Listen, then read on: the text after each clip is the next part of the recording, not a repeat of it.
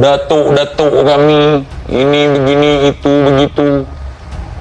Ini yang saya dengar ini, pernyataan dari ini yang dibuat oleh majelis siapa nih namanya ini, si Hasan ini. Ini dari majelis dia nih saya ambil nih. Majelis apa namanya di Facebook. Itu rata-rata propaganda Sono Hagranyo. Keributan hulu balang dengan kerajaan.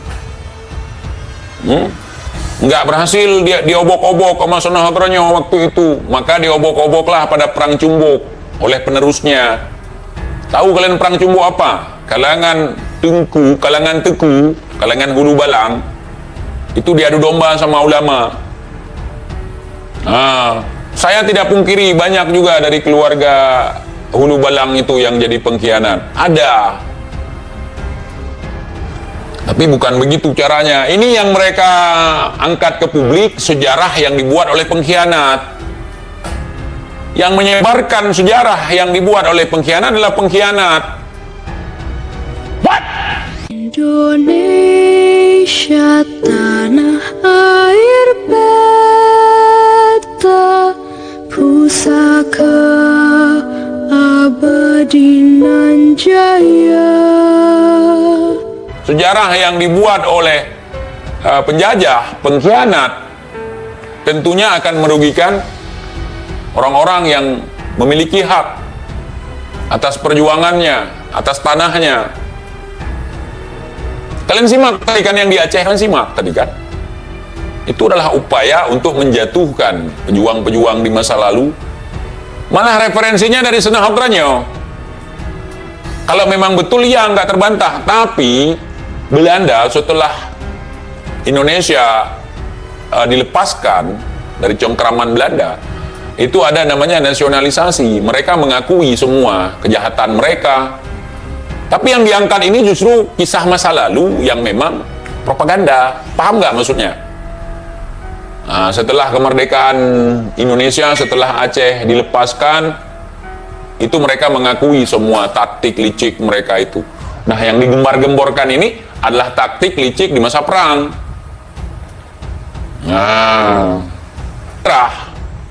Referensinya dari Van der Berg, ahli sejarah, yang kalian klaim ahli sejarah. Mana Beb? Kan datang sendiri, diundang, karena sama-sama Asia, ingin membebaskan pengaruh Eropa di Asia, menganggap Jepang saudara, dengan taktik mengusir babi dengan anjing. Ternyata anjingnya lebih ganas daripada babinya. Nah itu. Belum lagi Aceh itu pengkhianat. Kemudian penyerangan yang dilakukan oleh saudara-saudara kita di tanah air yang tergabung dalam Korps Marsose, yang tergabung dalam Korps satu lagi Kenil. Itu lebih ganas sekali itu Marsose itu. Siapa yang ketemu dibantai semua. Aduh, penjelasan tentang Habib Abdurrahman aja dengan Habib Tepinwan aja ngawur. Habib Abdurrahman Az-Zahir dengan Habib Tepinwan, dia bermaga As-Seqaf.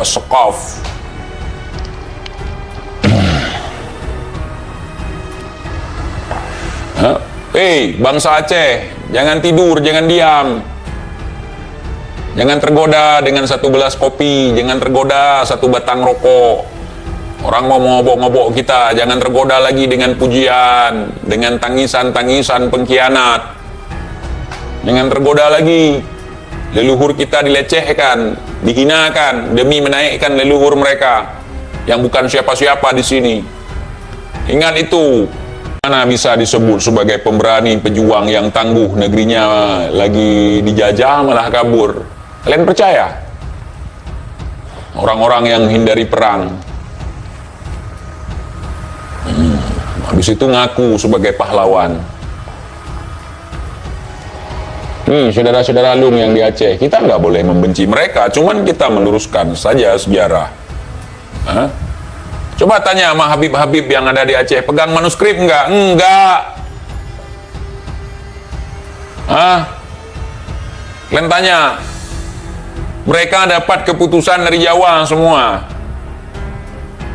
Pengetahuan tentang manakib, tentang sejarah semua sudah dibuatkan dari Jawa, dibawa kemari. Saya sudah ngomong langsung dengan Habib yang sekarang sepuh di Aceh. Saya tanya, ada manuskripnya? Dia juga mengaku datuknya Ubaidillah begini-begini. Saya tanya, manuskripnya ada enggak? Enggak ada.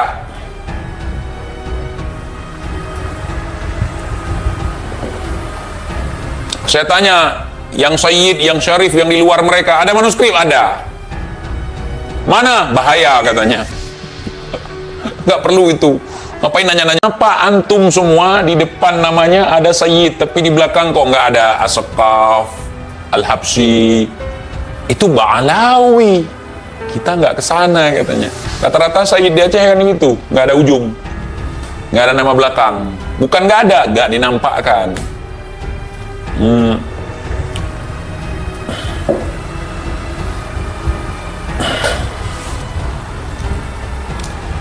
Abang persekusi Habib bang, Habib tua, bukan persekusi nanya.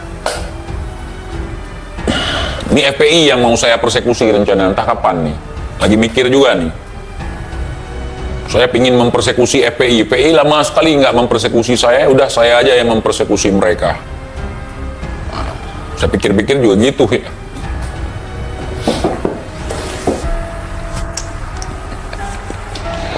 Gantian sekarang ya. TIJ meresahkan perjuangan.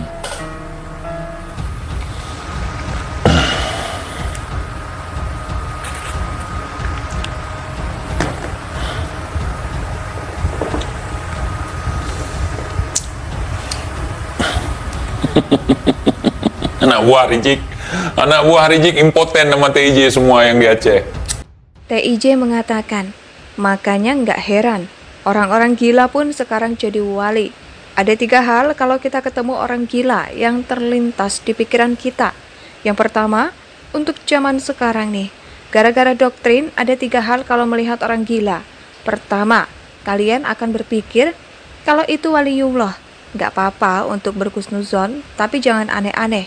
Yang kedua, kita akan berpikir bahwa itu adalah artis yang sedang buat konten prank, Baim Wong misalnya. Yang ketiga, kita akan menganggap bahwa orang itu adalah intel yang sedang menyamar. Betul tidak? Ujar TIJ. Gejam persekusi. Indonesia sejak dulu kala tetap dipuja-puja bangsa.